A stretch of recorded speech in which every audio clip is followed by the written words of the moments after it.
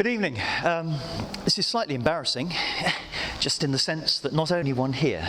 So I carry a certain responsibility for entertaining you. Comes with some good payoffs. I won't be quite so pressed for time as I might otherwise have been. But a word of explanation before I start. So I am an ecologist, and the interests that I have in ecological systems in urban areas are primarily something which has started with conservation in the classic way that a lot of ecologists get interested in applied problems through the conservation of biodiversity, and moved very much towards processes around how ecosystems function and how urban and other ecosystems can be made more sustainable. And I'm going to try and capture some of that in a not quite a sort of systematic way, but in a way that draws on some of the research that we've done in Sheffield and elsewhere, and a wider body of research in this area. So I've put the title of Our Cities Ecosystems and Why Does It Matter, because I think that's the key thing that I want to try and convince you, if that's the right word, tonight. They are ecosystems, and that thinking about them as ecosystems makes a big difference to the way we think about how we manage those areas, those systems, and how we make them more sustainable. So in 1869, Ernst Haeckel first defined the science of ecology, and he used the term to describe it, the economy of nature. And I think one of the problems is, and I can say this now because there are no economists, well, there might be economists in the audience, there are other economists on the panel. The problem is that cities have been largely managed around economic agendas, monetary economic agendas. And whilst that has a role to play, of course, we have neglected the natural economy, the ecology, the processes that go on around and support the city infrastructure. So, if this works. Our cities' ecosystems? Well, I think it's fairly self-evident when you look at an aerial photograph of most UK cities that they're pretty green. And the reason for that is that most of the ground space in a city is not bricks and concrete and tarmac. Most of it is unsealed surface, and most of it's growing stuff. So, typical UK city, and Sheffield is no exception. Despite its reputation for being very green, Sheffield is not actually that unusual. We don't have laurels to rest on here. If you look at the urban part of the city, about 65% of it is green space. So the bulk of the city is actually ecologically functioning. It's doing stuff. And that green space is something that ecologists have been interested in, but only in fairly recent years. So most of us start out in ecology perhaps wanting to go to pristine environments or exciting places, and ecological investigations in urban ecosystems have really only taken off in the last 20 years or so. As part of that, another sort of parallel development that's been going on is, more globally, a recognition of the dependence we all have on ecological systems for everything, not just the things we might traditionally think about, but actually most of the things that sustain us.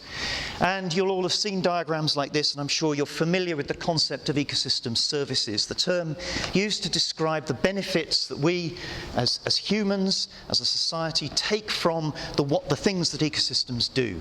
And they include the obvious things like food and fuel and wood, the less obvious things like psychological well-being, and the hidden processes like nutrient cycling and so on. And those ecosystem services all support us, but they all derive ultimately from some ecosystem somewhere on the planet. Not necessarily here, but somewhere. And that ecological system, wherever it is producing or cycling or processing things, and each of us is taking a little share of that. And so a common way of understanding the demand we put on ecosystem services is what's called ecological footprinting. And again, this is probably a concept you've come across. Footprinting essentially describes the theoretical area of the productive surface of the globe, including some of the marine areas, which, as individuals, we require to provide the materials we need and to process the wastes we generate. And in 2007, the Worldwide Fund for Nature did a footprinting exercise for UK citizens across different cities in the UK. As Sheffielders, we came out about halfway down the list. We're not the best and we're not the worst.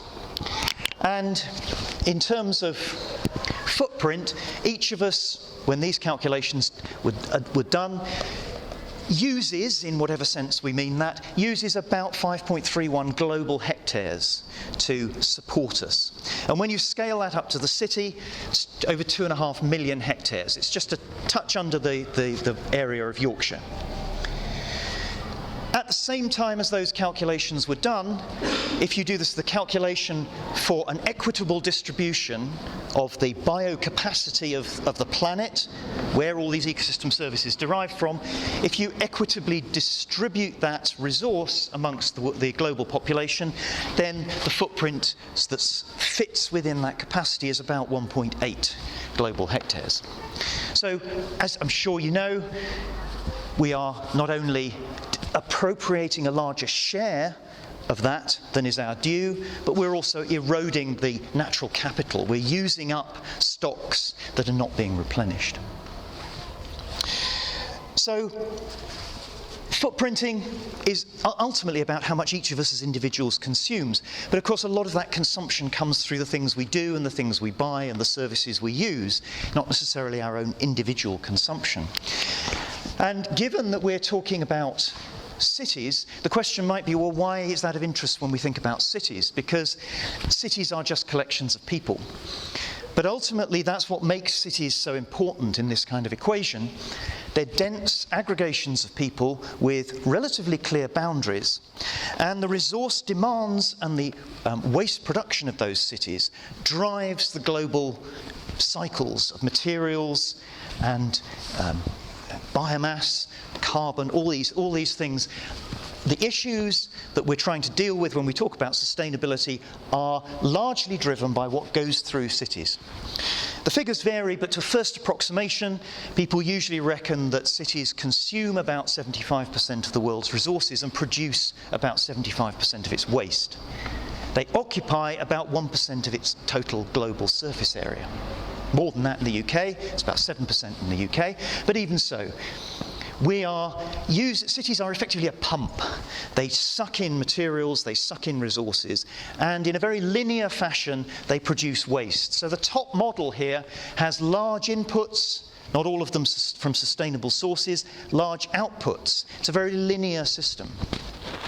And the argument advanced by sustainability thinkers is that, as World Wildlife Fund for Nature in their analysis put it, the battle for global sustainability will be won or lost in the cities. The argument is that if we can change what happens in cities, we make the biggest difference to global patterns of demand and resource demand, waste processing demand for sustainability in general. And the argument is we should be moving to a model that looks more like this, where firstly we reduce the inputs. Those inputs must also come from more sustainable sources, so it's both a reduction and a more sustainable generation. And most importantly, we make the city more efficient. We make it function in a more efficient way. That is, less of this linear processing, putting a lot of material out, and a much more internal cycling process. It's closing those loops. So that's the kind of model that's put forward. And I suppose the reason for starting with that is that it's very easy to get bogged down in the detail, and we all do, and you're doing a piece of research, you get bogged down in the detail of individual small bits and pieces, and those are all really important. But I guess thinking about what the Commission's doing, that big picture is really important. Why are we doing this? Why are we concerned about this? It's not just about making Sheffield a nice place. It's not about making it economically more successful, important as those things are. Ultimately, we have to figure out how to make Sheffield sustainable. And that is not a trivial challenge. So that's the big picture, and I guess I like to start by sort of, at least for me, it's helpful to start with that because it just reminds me what we're trying to do. What I'm going to do with the remainder of the talk is distill out what I hope are some useful propositions, really, for the Commission in thinking particularly about the way in which ecological functioning of cities can be improved and how Green infrastructure, for want of a better term, can improve sustainability in cities, or some of the ways that we might be able to start doing it. Drawing on a series of research projects that I've been involved with over the last 15 years or so, starting out with biodiversity projects on urban gardens, working on sustainable urban form with engineers and transport scientists and so on, urban rivers, and currently projects that are looking at urban ecosystem services.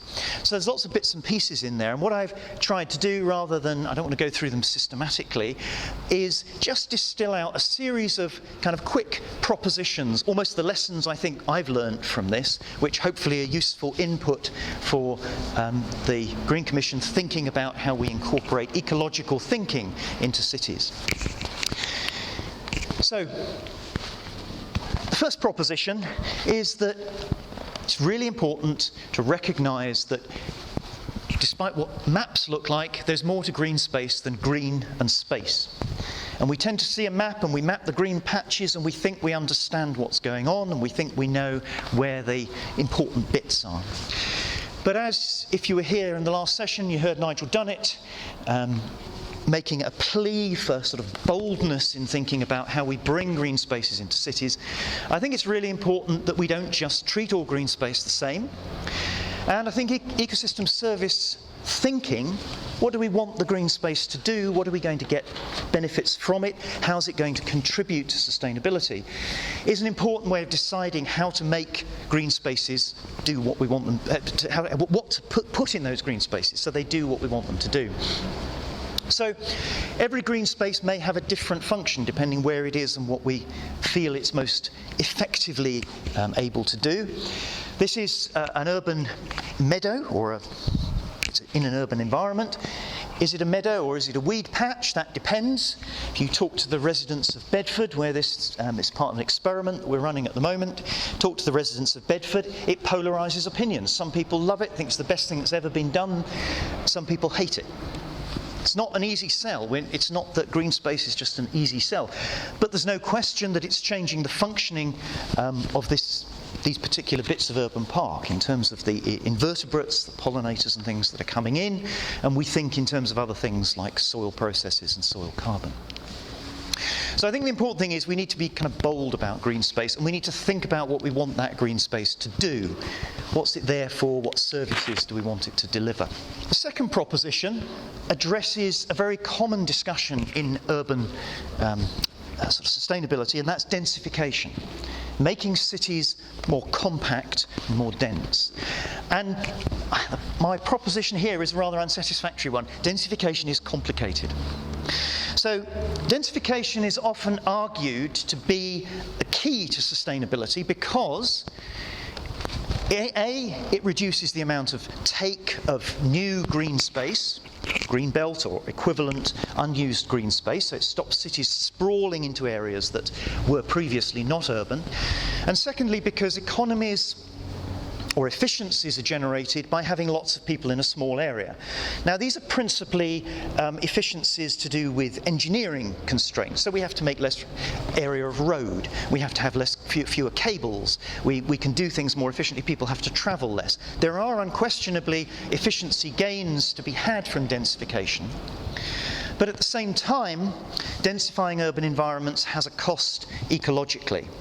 And the densification agenda has driven a lot of the thinking about sustainability without anybody really stepping back from the problem and trying to look at the balance of what we gain and what we lose. So we know, for example, when you make urban systems more dense, as you move from peri-urban environments, and you probably can't see the pictures very well, but increasing urban density from left to right, we know that species diversity very often peaks at intermediate levels of urban density. The reason for that is that peri-urban environments are often quite depauperate. They're often heavily farmed, they're often agricultural systems. Sheffield is very lucky in that respect, but a lot of peri-urban environments are really not particularly good for biodiversity. Suburban environments with a relatively large amount of green space, very complex green space, as we'll see in a minute, tend to be quite biodiverse. But biodiversity then declines as we go into high-density urban environments. So as you make the city more dense, not surprisingly, you lose species. We've also shown for Sheffield and a series of other cities across the UK from simple ecosystem service models that you lose carbon storage, you lose the capacity to buffer systems by absorbing runoff, so absorbing stormwater runoff, and you lose the capacity for heat mitigation. All those ecosystem functions go down as urban systems become more dense. It's also likely that as those systems become more dense, the pressure on the remaining urban green spaces increases. So the green spaces effectively become more heavily used, which may affect the kind of use they can have. May affect their conservation value, it may affect the degree to which they bring the services that people actually want when they go to an urban green space, the degree to which they provide benefits. So densification is complicated. We don't actually know. There is no consensus on how dense is optimal, where we hit that balance between the economies of one sort and the losses of another. So densification as yet is still an open question. We don't know the answer to the question of how much should we densify. Fourth proposition is urban form affects ecological function. Urban form is primarily driven by decisions about planning, by, to some degree, fashions, trends in the way things are developed and built. I would say largely it's not driven by thinking about the effect that the urban form has on the green space embedded within it. Actually, we don't know very much about this. So perhaps not surprising that we don't take it into account. But I'm just going to give you one example which illustrates the potential for those effects. And density, obviously, we've talked a little bit about, but this is more to do with the form. So these are two housing developments in Sheffield. One's a classic set of semi-detached houses all round a block facing into each other. The other one is a more modern cul-de-sac type development with the houses all arranged in different ways. If we just abstract out the green space for a moment so you can see it more clearly, it becomes very clear that ecologically those constitute two very different structures. So that block of gardens, although we see them as individual gardens, we think that's our garden and that's someone else's garden. But of course a beetle or a bird or a bumblebee doesn't see it that way. So these big blocks of green space occur in some types of development and not going to occur in others. Look at the images again. You'll also see, image on the left-hand side, the trees all sit, the big mature trees all sit at the bottoms of the gardens. People tend not to put up with trees too close to their house. So by creating a space where there is a border far away from the houses, people are quite happy, or relatively happy, to have quite mature trees there. In this system, and I'm not saying compare the photos because this is younger, so the lack of trees here is not necessarily just because of the form. But in this system, there is nowhere that's far from a house. There is no bit of a garden that's far from a house. Much less likely that it will ever attain the tree density that we see here. And we know trees are fundamentally important for all sorts of reasons. Climate regulation, habitat corridors for birds, and so on.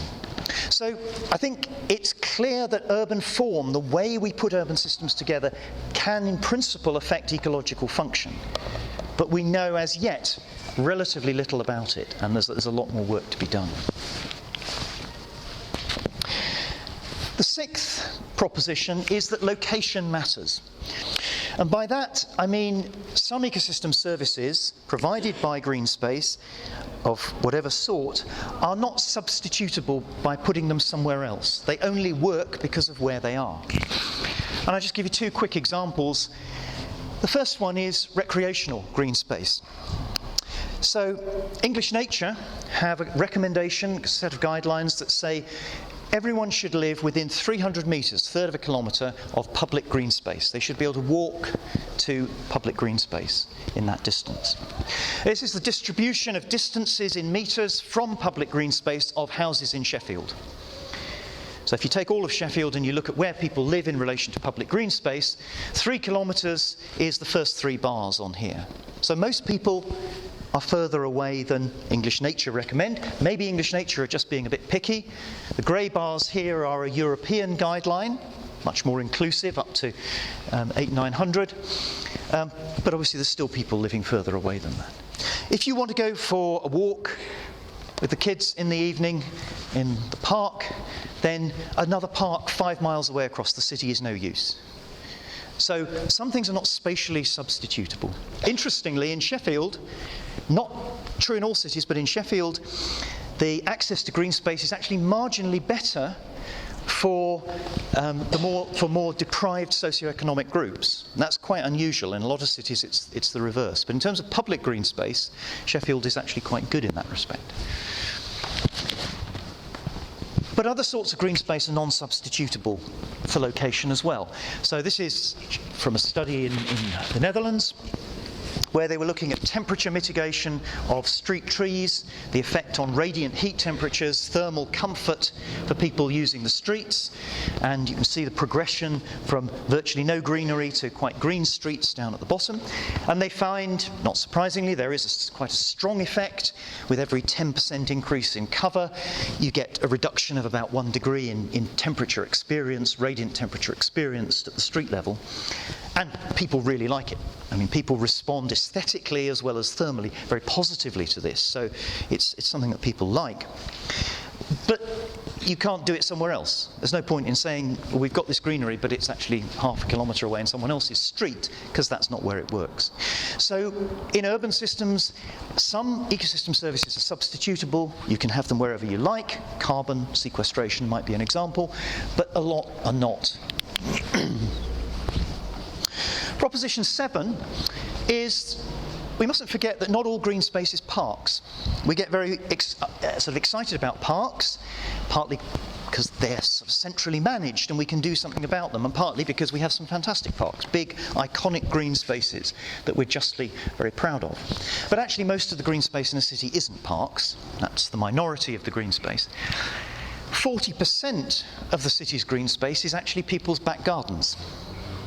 So gardens constitute a really important chunk of green space. And that green space is very complex because everybody does something different in their garden. You go from one garden, 10 yards into the next garden, 10 yards into the next garden, you're continually seeing new stuff.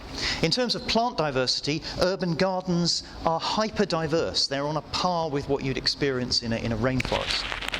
Now, of course, lots of those species are not natives. They're there because people have planted them and we maintain them. But of course, they do provide a habitat for lots of other things. And we know that very complex, patchy mosaics of structurally complex habitats like this are really good for ecological diversity. So as habitats, they're really important, and that's one of the reasons why suburban areas are often higher in biodiversity than the surrounding farmland, because actually for a lot of organisms they're a very rich and complex habitat. But the other interesting thing about gardens is there are lots and lots of people involved. There are 175,000 gardens in Sheffield. That's 175 different people doing different things in their gardens. At one level, that's a complexity because you can't manage 175 people's gardens. You can't tell them what to do. They're going to do what they want to do. At another level, of course, it means there's huge diversity. But the important implication is, if a lot of those people all decide to do something relatively small, that's a big effect because it happens right across the city. So to give you just a couple of quick examples relevant to gardens, there are about 50,000 compost heaps in gardens in Sheffield. One of those useful figures that bring out at dinner time conversation. If every household composted about 2 kilograms of kitchen waste, which is a fairly conservative estimate of what certainly what a family would produce. If every household that has those compost heaps composted that much kitchen waste, that's about 5,000 or 6,000 tonnes of waste that's not going through the municipal waste stream every year. If every garden in Sheffield did it, that's going on for 20,000 tonnes of waste that we do not have to deal with either by incineration or landfill or any other means. And that's an example where this, what we might call tight recycling, is actually not a matter of high tech, it's not a matter of organisation, it's a matter of individuals doing things in their gardens. It's very low tech, but how do we encourage it? How do we make it happen? And of course, if they take that compost and put it on the ground, that improves the soil. And it's been recently shown that urban soils, urban garden soils, but particularly urban allotment soils, are actually in much better condition than most agricultural soils. They're better in terms of structure, they're better in terms of nutrients, they're better in terms of carbon. We're hammering our agricultural soils, absolutely hammering them. But people look after their allotments, look after their gardens in a way that's completely different. And of course, if they then grow food, they begin to short-circuit another of those global demands. Most of our food comes from outside Sheffield. We produce a trivial amount internally in the grand scheme of things. If a lot of gardeners started suddenly gardening and a lot of allotment holders became more productive, how much could we produce? Well, we haven't actually done the calculation for Sheffield. But there's a recent paper just came out a couple of months ago doing this analysis for a Canadian city, Guelph in Canada, which is broadly the same sort of climatic zone. The kind of productivities they're looking at are about the same as ours. At the moment, less than 0.5% of the city's gardens grow food. But they calculate that if 10% of the garden area in the city was given over to food growing, Guelph could produce enough fruit and vegetables to feed almost half of its population for a year. About 47% of the population's demand for a year. So it may seem far-fetched, but actually, because these things scale up, lots of small things happening across the city can make a big difference. Proposition 8 is that green space affects well-being. We're only just discovering this. A lot of people have thought it for a long time, but we've been relatively slow to make sometimes what seems to be a bit of a jump, a bit of a leap. Something we think kind of makes sense, but no one really understands why. We're just starting to understand why, and it's complicated. So we've looked in Sheffield at psychological well-being. You can use standard sets of methods to measure psychological well-being, self-reported psychological well-being of people, using different sorts of green space in relation to the nature of the green space, particularly biodiversity. We found in parks that people prefer or get more benefit psychologically from parks that are more diverse. So biodiversity and well-being seem to go together, which is nice. That would be great. Real win-win.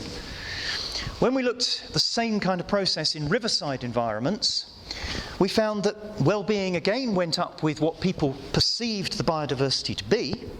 So there was still a link between what people thought the biodiversity was and how good they felt about the environment. But the actual biodiversity was different from what they thought it was. So the cues that people are using to not using deliberately, using subconsciously, the cues that are generating the well-being effects are obviously quite subtle, quite complex. They're not necessarily the same things as we might go out and measure. And if you look at why people go to parks, and focusing on parks here because that's where most of the work's been done, then it's also quite interesting to reflect on the fact that self-reported motivations, reasons for being in a park, are not necessarily what you'd expect. Most people think, oh, people go to parks to exercise, walk the dog, take the kids, maybe meet some people. Actually, if you look at the top 3 reasons there, and they're top 3 by quite a clear margin, relaxation, escape from the city, being in nature, are the main reasons in this study in the Netherlands that people gave for going to urban parks. The others are all there. The parks are doing multiple functions. But it's really interesting that the reason people are motivated to go to the parks is actually to do with individual well-being. And the literature is now exploding, not from ecologists and so on, but now from the medical end of the scientific spectrum, with investigations that are trying to delve into this relationship between green space and health and well-being. And that's quite a sea change. The medics are taking this quite seriously now. So there's proper epidemiological work, there's proper physiological work going on. Green space in neighbourhoods, the way people interact with green space, comes out as having significant health benefits. Mental health, physical health, and intriguing study that's just come out from Denmark. They find people who are exposed to greener environments are more creative. That doesn't mean they're more creative as people, but they have more creative output. They have more ideas, or whatever, however they measure creative output. It's intriguing. We know very little about the mechanisms. There's a lot of patterns and very few mechanisms. This one is particularly intriguing.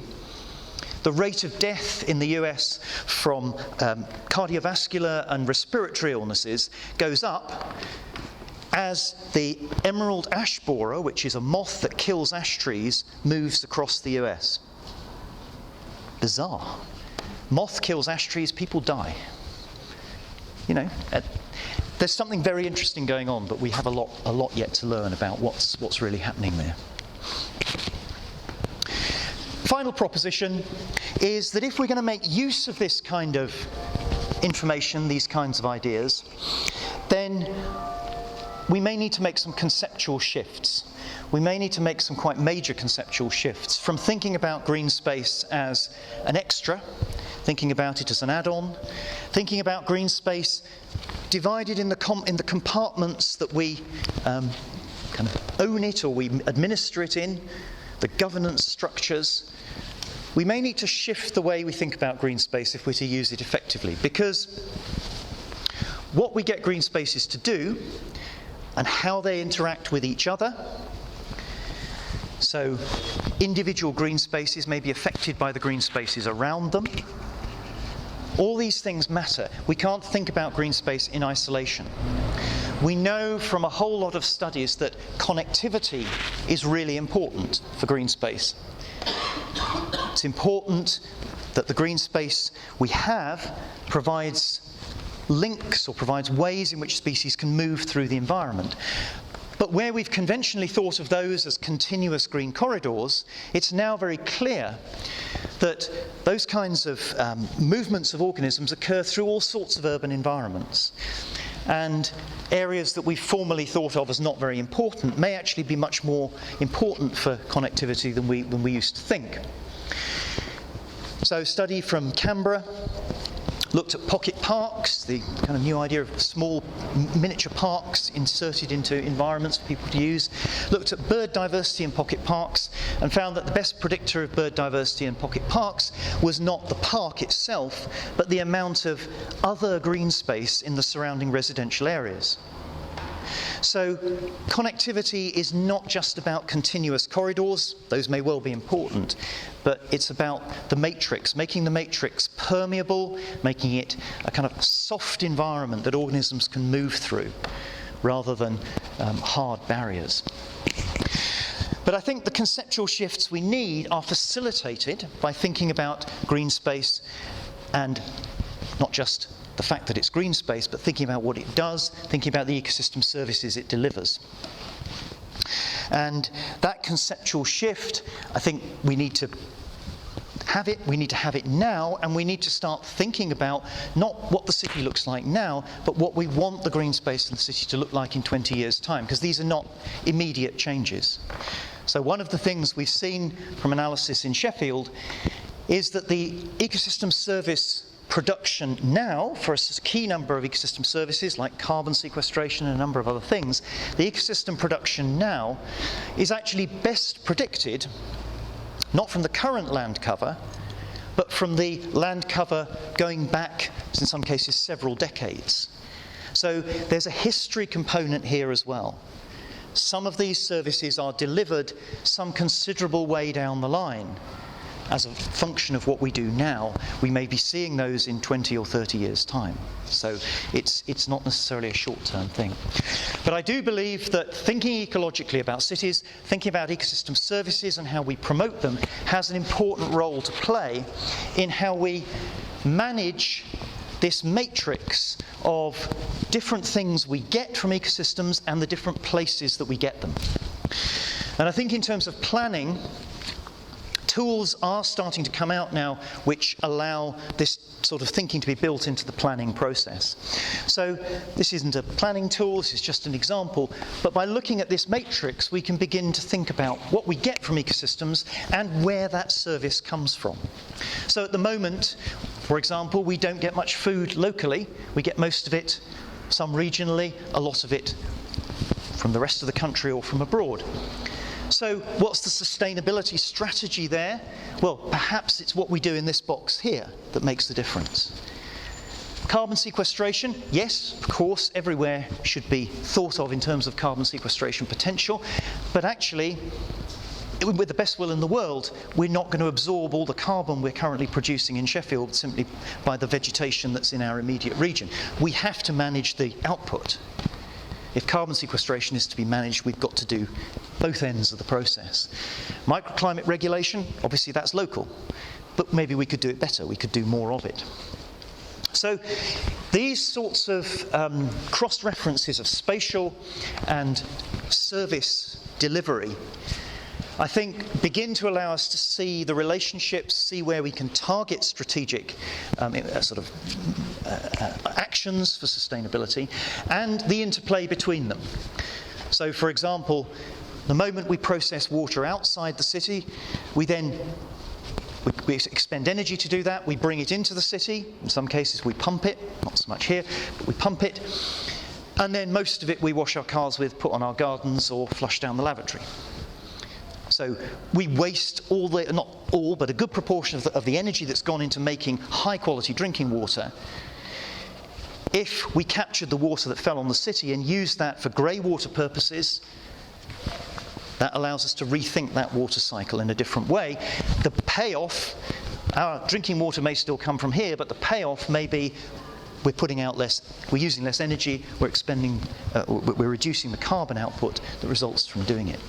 So I think these are the kinds of tools and the kind of interactions between services and spatial extent that will help us to start to think about the way in which green space can make cities more sustainable. This session was supposed to be about the low carbon economy. I'm not obviously an expert on the low carbon economy, but I actually prefer the term green economy because whilst the low carbon economy is part of that, and obviously the low carbon economy defines a very specific thing, and that's all it's all an important thing to think about. But I actually like the term green economy, which is defined in this quote here. A green economy can be understood as one in which environmental, economic and social policies and innovations enable society to use resources efficiently, enhancing well-being in an inclusive manner, so there's a social justice element in there, while maintaining the natural systems that sustain us, which we absolutely have to do. The challenge is enormous, not just to the Green Commission, but to all of us. But I think green space in cities has a really important role to play. Thank you very much. I was just thinking, this is kind of taking advantage of the fact that David's here actually, because I was thinking about the role of planning, particularly you mentioned planning quite a lot, and I was, and you listed a whole kind of series of mechanisms. So there was one thing, I'm going to put you a bit on the spot, but if there's one thing to say to us as Green Commissioners, to say to how we approach planning in the city, in the concept of sustainable cities, what is the key thing that we should be thinking about, the key challenge we should try and face up to, do you think? Just Okay. Yes, it does put me on the spot. I'm not sure.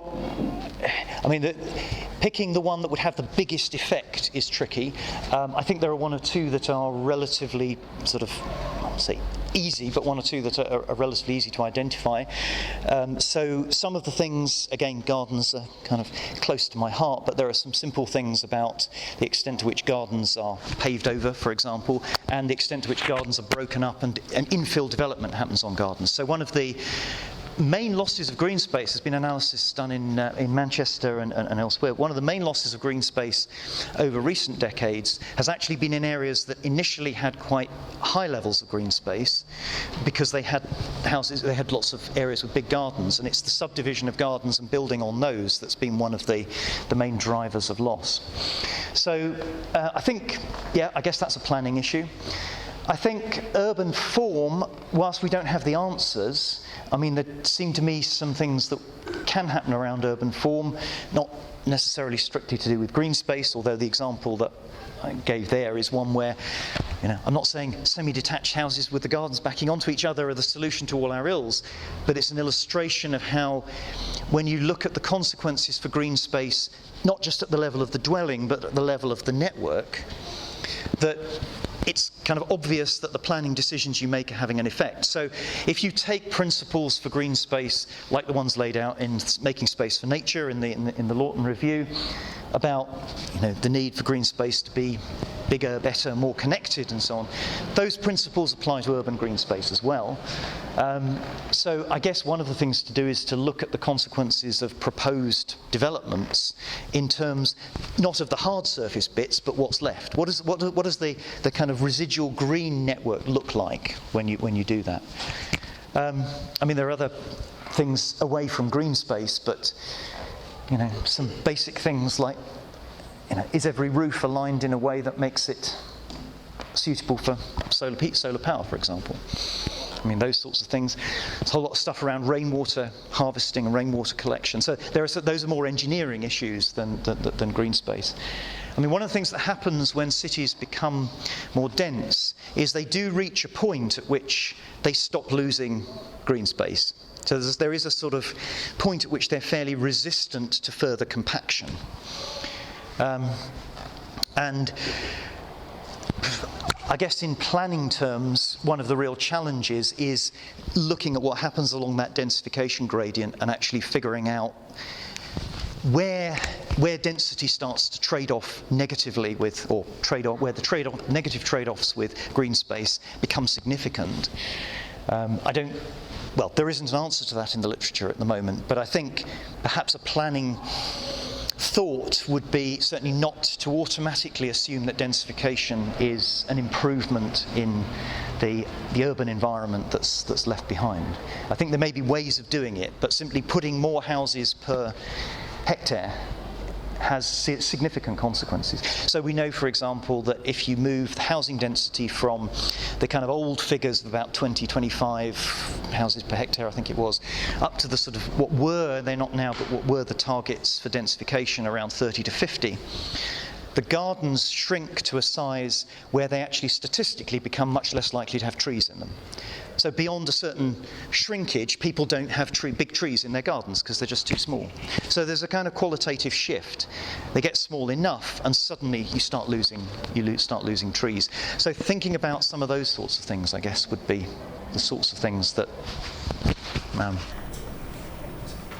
I just make one or two just quick observations? Just two things really. I think we're fortunate in Sheffield that we've got this legacy of green space, and we've actually done some fantastic work in recent years in creating more diverse new green spaces. And one to note is the Sheaf Valley Park and the way that's been remodelled and the impact that's had. That's won a national regeneration award. We want to do a lot more of that. The second point is around urban form.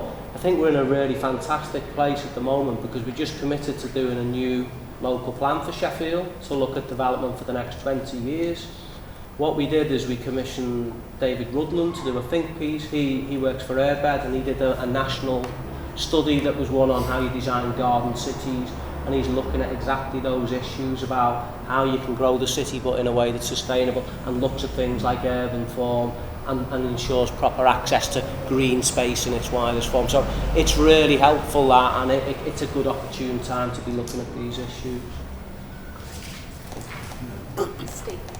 This is really a bit of an extension of Liz's question, I'm afraid, but I was fascinated by what you said, and I was really delighted in fact that we only had the one speaker because it meant you had the time to go into detail, so thank you ever so much for that. But looking beyond Sheffield, is there an issue here that the policymakers nationally I listened to that, and it was like sort of a light bulb coming on, because I'd always been a huge defender of the green belt. But is in fact the green belt constraining development into an area where we're forcing densification and removing the opportunity for the pocket parks to be feeders into a wider ecosystem? Is this something that we perhaps, as the Green Commission, need to look at, the issues that this brings into green belt as a policy nationally? Nothing to do with David, I stress to add. But am I understanding this correctly? Yes, I mean, you can certainly argue, obviously, if you're going to grow a city and it has some sort of hard outer limit to the development, that densification is your only option. And the green belt, in that sense, provides a constraint which forces you down that route. So I think the question then is, the green belt is fantastic. I mean, I'm not going to say yes, get rid of the green belt. The green belt has been hugely important in structuring the cities we have now. I think in biodiversity terms, there is an argument that green belt is not always kind of high quality land. So it's green, but it's often quite intensively farmed, for example. Nothing wrong with that. In ecosystem service terms, that's important. Although, perhaps its function of serving the city, which it would once have had, may not be the case now, because a lot of the agriculture that's going on isn't necessarily serving local needs.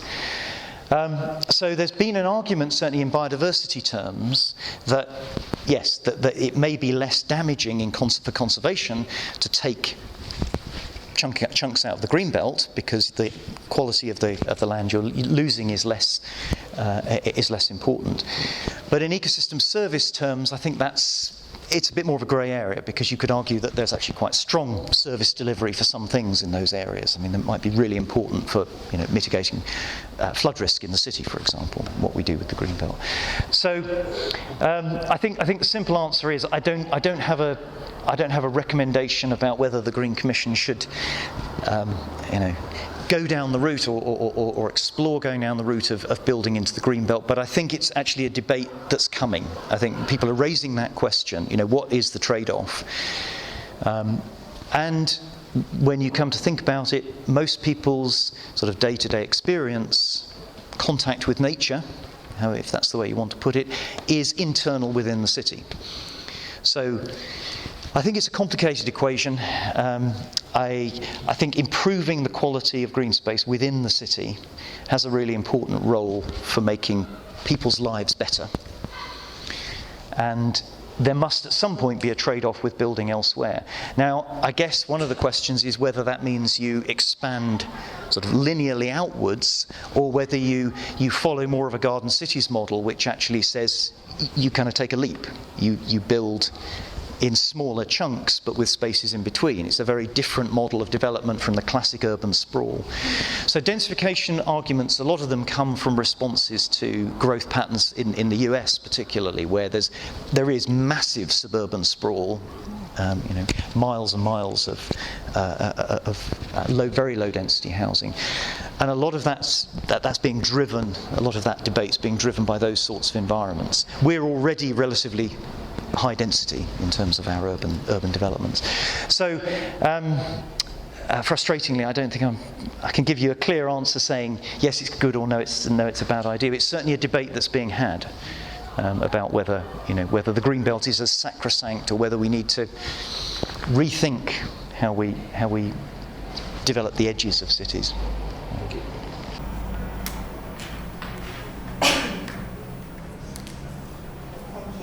Mine's just more of a comment, really. The thing I've enjoyed all the way through the Green Commission is that time and again, the ecosystems, green space and so on, is actually starting to be shown as, rather than it being just a nice can-do add-on, it's actually coming out more and more as it should do and it must do, and that the evidence is getting better and how it does impact on the health and the economy, and vice versa, and how we can be a lot more creative with the way we deal with it. And it gives me a little bit of hope that there's kind of a hook within this process of making Sheffield a little bit different. I think we have a bit of a tendency to kind of compete with cities like Leeds. I said this in the last meeting, but these are sort of things really which I think we already have a strength in that we can make something really, really different. I do have one question, and this is the first time I've actually brought community energy up. I've tried really hard not to all the way through the Green Commission. But I've heard anecdotally that community energy can actually have a really positive impact on biodiversity and wildlife, such as solar farms, the trend at the moment around farm power, so farmers turning part of the land over to solar farms and that sort of thing, and even offshore wind can create little fish farms, kind of marine life. Is that just hearsay, or is there actual evidence around that? Would you know?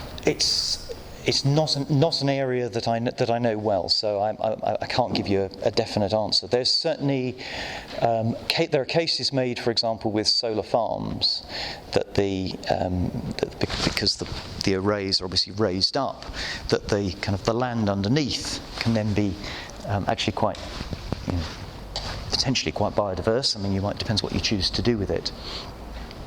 I'm not sure about the offshore wind. That's not less relevant to Sheffield. Less relevant to Sheffield. That's right. I think. I guess one of the challenges is if we're going to use, green space to do that kind of thing, is approaching it in the right way. So if there are good and bad ways of doing it, now is the time to figure that out. Now is the time to actually make sure we're doing it in the least impactful, the most effective way. But I think there is certainly. I don't know if there's hard evidence. I just haven't seen the studies, so it's not. I don't know one way or the other. But I have heard similarly that there are positive, or have been said to be positive effects for solar farms, where the grassland underneath can be managed in a different way, which allows you to have a more biodiverse environment. So I don't know the answer, but I think there may be something in it. And if not, we ought to be thinking about how to make sure there is something in it. Now is the time to get it right, not after we've built them all. Thank you. I've actually got a question for you. You've shown the slide there that they used. Did you say it was in Canada where they have their pocket gardens? Where they said it was. Where was it? I can't remember. This was in Guelph in Canada. Oh, right. Okay, that's great. Where you'd use, and they were a little bit divisive, about with the natural plants. Well, we've been doing things similar in Sheffield where we put it into our parks and on our public highways. Is that the best way, in your opinion, for us to green up our cities? Because we've got high densification in areas. So how do we actually address that, and what would be the best way that we could do that? Would it be using planting like that? And how do we make sure that we're going to make our city sustainable in the green, in our greenery for the next 50, 60, 70, 80, 200 years? How do we do this? And because we need to be thinking about it now and not just addressing it when it's smacking us straight in the face. Okay. In terms of in terms of sort of green sustainable, I think I've followed the question. I mean, you're really asking about what the 2 questions. Yeah.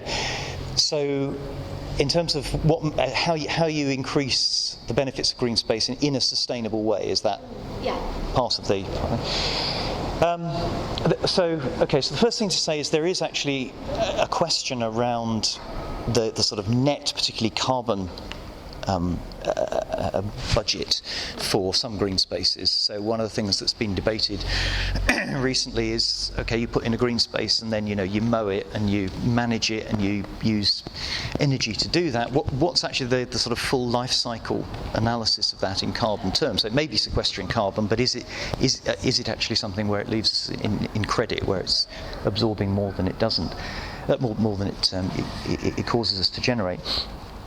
And I've seen one of those studies recently, which I can't remember what kind of vegetation it was of, but it had a sort of full life cycle analysis of a green planting area, and the conclusion they reached was that so long as you weren't sort of profligate in the use of machinery and things, that in general there was a net gain from doing it. But it's an important question. Very highly managed artificial green space is not automatically going to be sustainable, because it may actually require more inputs of water and energy and management.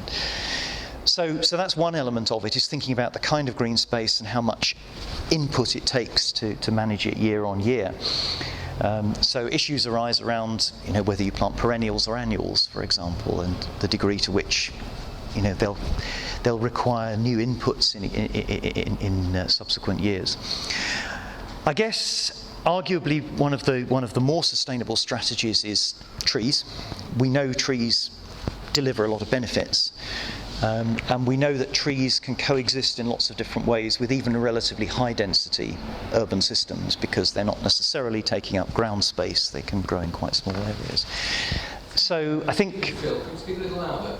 Sorry, my apologies. Yes, I'm busy answering the question and not making sure everyone else can hear. Sorry about that. So I guess I was just making the argument that sustainability of sort of increasing the amount of green space may come at least substantially by using things like tree planting, because there you've got a relatively long-term investment with potentially some payoff at the end. You get a lot of benefits in terms of the habitat and the local ecosystem service delivery, and done in the right way, arguably they should be relatively low maintenance, I guess. So those might be the sorts of things that give us a relatively long-term sustainable increase in green infrastructure. There are, obviously in dense environments, there are arguments around what's called zero acreage green space, so things like green roofs, green walls, facade planting of things. They tend to have perhaps more maintenance associated with them. I'm not sure about green roofs, that's not my area of expertise, although there are obviously people working on that. And they can deliver some ecosystem service benefits. But I suspect they're probably relatively high maintenance. So although they don't take up much space, so they can be fitted into high density environments, they may well, it's difficult to know. I don't think anyone's really looked to see what the payoff is long term, and whether you kind of come out in credit from that. I'm not sure. So I'm not sure we've quite got to an answer. Are we kind of moving? Yeah, no, you are. I mean, I'm just thinking, in my new role as cabinet member for housing, we've got a lot of green grass that we have to cut around the council houses. And we cut it, nobody uses it. Is that the best use to have grass there? Would we be better doing other planting, which would be better for the green economy and for the biodiversity? I'm just thinking about, would it be the best use? I mean, I know there's a kind of thing that people would just litter if it looks bad, but if there's another way of looking at it, and if we were planting the right kind of things. I would say, and there's an element of heart and head here. I mean, I would say it's often going to be worth trying, because I think there are. Our experience, certainly with the meadow plantings in parks, is that, although, as I said, it does cause different responses. Some people are, not convinced by it at all, but other people are incredibly positive about it. So, although it doesn't always look tidy, it's nice when it's flowering, but the rest of the year it's not brilliantly tidy. People who live in an environment obviously do see it the whole year round, so they get the good and the bad. And I think it's one of the things we're doing in the Bedford experiment is actually looking at what the sort of net tolerance is. So it may be great in the summer, looks a bit ropey in the winter, but are people prepared, because they know what it's going to be like in the summer, to deal with the downsides? But obviously if you put that kind of planting in, and that takes you maybe down to cutting once a year or twice a year, then potentially that's a more sort of sustainable input to have. And generally, it kind of seems a sort of trivial thing to say, but generally, people do respond positively to something that looks interesting and looks nice. Not everyone will. Not everyone's going to. But there are obviously been lots of work going on with annual plantings, which look, spectacular. And if they can be maintained, they're probably, in many ways, they can be a very good solution. The Bedford ones, the Bedford and Luton experiment, we're using perennials, because one of the things we're interested in is how low maintenance you can make these things. So how can you reduce the level of management that's required as far as possible. But yeah, in general, there will always be bits of green space that have to be close-mown grass for reasons other than aesthetics or their ecosystem value. But I think we should look at those patches of green space, and where they don't have to be, perhaps be bold, yeah. That's great. Any more questions? Okay. Right, well, thank you very, very much. I was dead on time at 7:15, you see, one speaker, and yet it was actually... Just talk too much. No, I do agree with with what Steve said, and I think it was nice to be able to really delve into this, and I thoroughly enjoyed it. And if we could just show our appreciation